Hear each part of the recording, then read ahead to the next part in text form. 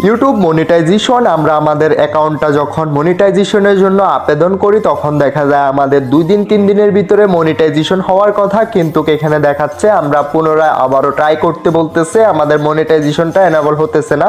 তো যার যার এই সমস্যা আমরা কি করে এটা সমাধান করব, আমরা কি করে আবারও মনিটাইজেশন আবেদন করব, তো এটার জন্য আমরা সর্বপ্রথম চলে যেতে হবে আমাদের ক্রোম ব্রাউজারে। আমাদের ক্রোম ব্রাউজার থেকে আমাদের ইউটিউব স্টুডিওটা ওপেন করে নিতে হবে।